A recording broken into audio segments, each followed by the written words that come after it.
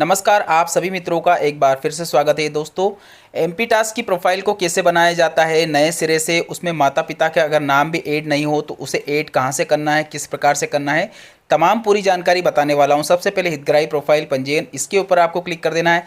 कुछ इंस्ट्रक्शन आपके सामने दिए गए हैं, ये इंस्ट्रक्शन आपको समझ लेना है। एसटी एससी ओबीसी सभी के लिए यहाँ पर इंस्ट्रक्शन दिए गए हैं, तो ये सारे इंस्ट्रक्शन आपको समझ लेना है।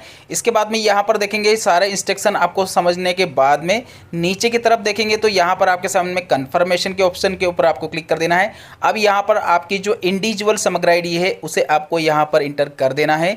जैसे आप यहाँ पर इंटर करते हैं, इसके बाद एक ओटीपी आपके मोबाइल पर जाएगा। जो समग्र आईडी में आपका नंबर ऐड है उसी पर ही वो ओटीपी जाएगा। तो यहाँ पर देख सकते हैं जो नंबर आपका रजिस्टर्ड है वो भी आपको यहाँ पर देखने को मिल जाएगा।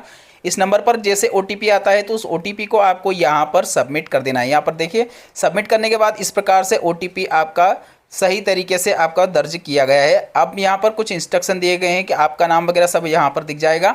मैं सहमति करती हूँ, तो यहाँ पर इसके ऊपर आपको सहमति प्रमाण देना रहेगा। अब देखिए, यहाँ पर आपका नाम, हिंदी में नाम, इसके बाद में मोबाइल नंबर, जन्म तारीख, जेंडर, इसके बाद में परिवार की स्थिति, जो समग्र आईडी है, समग्र आईडी में पिता का नाम, माता का नाम देखिए यहाँ पर खाली है। इसमें माता का नाम, पिता का नाम अगर नहीं है तो उसमें भी आपको टेंशन लेने की ज़रूरत नहीं, मैं सब दिखाऊंगा बाद में आपको।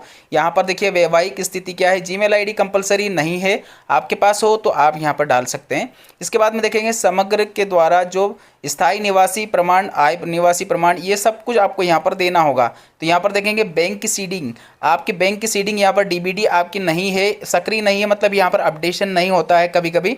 एनसीपीआई की आपके यहाँ पर पोर्टल पर जाकर के देख सकते हैं। यहाँ पर देख सकते हैं जो भी आपका जाति प्रमाण पत्र है उसकी डिटेल, सबसे पहले आपका जाति प्रमाण पत्र नंबर आपको यहाँ पर एंटर करना रहेगा। जारी दिनांक यहाँ पर इंटर करना रहेगा। यहाँ पर get caste certificate get detail, इसके ऊपर आपको क्लिक करना है। जैसे आप यहाँ पर क्लिक करते हैं तमाम पूरी जानकारी आ जाएगी। आपका नाम, हितग्राही का नाम मतलब, इसके बाद में हितग्राही में पिता का नाम मतलब जाति प्रमाण पत्र में माता का नाम, ये सब कुछ यहाँ पर देखने को मिल जाएगा, जन्म तारीख वगैरह वगैरह। तो यहाँ पर पूरी जानकारी आपको चेक कर लेना। इसके बाद में आय प्रमाण पत्र, आय प्रमाण पत्र के नंबर आपको यहाँ पर इंटर कर देना है। जारी जो दिनांक रहती प्रमाण पत्र में रहती वो भी आपको यहाँ पर इंटर कर देना है। गेट डिटेल, इसके ऊपर जैसे आप यहाँ पर क्लिक करते हैं तो इस प्रकार की जानकारियाँ कुछ आ जाएगी जो आपका नाम वगैरह है। यहाँ पर इसमें जो जानकारियाँ दी गई है इसके ऊपर आप क्लिक ना करें। अगर आपके माता पिता विहीन हैं तो आपको क्लिक करना रहेगा। अगर गलती से आपसे क्लिक हो भी गया है तो एक बार वापस से आपको बाहर आ जाना है फॉर्म में, वापस से एग्जिट होकर के, तो वापस से यहाँ पर नो ही आएगा। इसके बाद में यहाँ पर देखेंगे अगर ये नो हो गया है तो मैं आपको बता चुका हूँ। इसके बाद में अगर आपका दिव्यांग श्रेणी में आते हैं तो आपको यस करना रहेगा। कुछ कैटेगरी वगैरह की जानकारी भी आपको देना होगा, कुछ नहीं है तो इसे नो रहने देना। इसके बाद में जो एड्रेस की बात करें तो यह मूल निवासी प्रमाण पत्र से ही पूरी जानकारी आती है। तो यहाँ पर आपका जो एड्रेस है वो एड्रेस आपके मूल निवासी प्रमाण पत्र और समग्र आईडी में एक जैसा होना चाहिए, तो ही आपके यहाँ पर जो आईडी बनाना चाहते हैं वो बनेगी। इसके बाद में एक और जानकारी मैं आपको बताना चाहूँगा। चलिए यहाँ पर देखेंगे, जैसे आप सबमिट करते हैं तो प्राप्त जानकारी पर्याप्त नहीं है। जानकारी आपकी जो है समग्र में पुनः आपको पूरी जानकारी को जांच कर लें और इसके बाद में इसमें नाम वगैरह जो भी मिसमैच है वो अपडेट करें।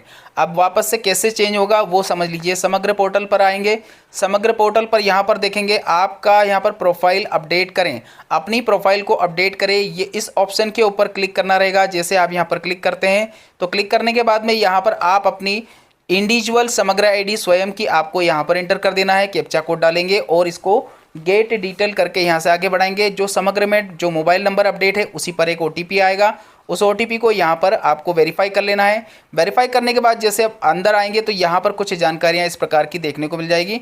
3 डॉट वाले ऑप्शन के ऊपर क्लिक करना रहेगा।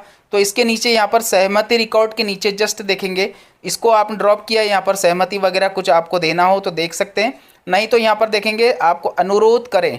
अनुरोध करने में आपको यहाँ पर माता का नाम, पिता का नाम, सारी जानकारी देखने को मिल जाएगी।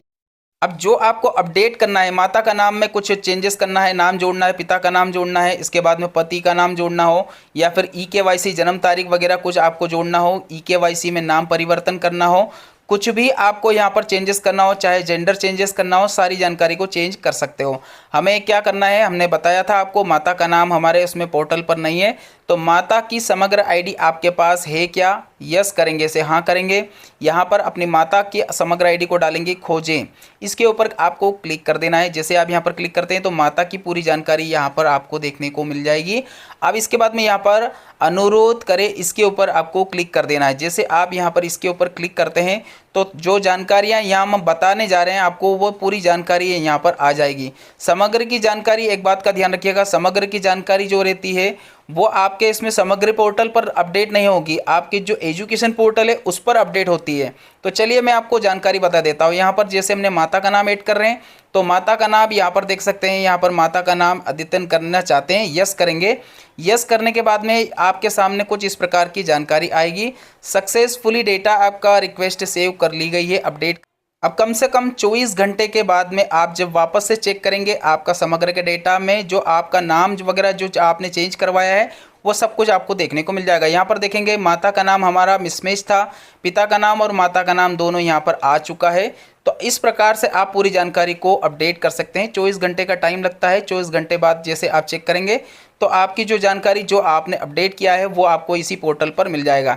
इसके बाद में यहाँ पर देखेंगे आपके सामने एक जानकारी और है, जब तक आप इसके ऊपर आप क्लिक नहीं करते हैं तब तक आपका जो आप समग्र आईडी जो आपकी जो एमपी टास्क प्रोफाइल बनाना चाहते हैं वो नहीं बनेगी।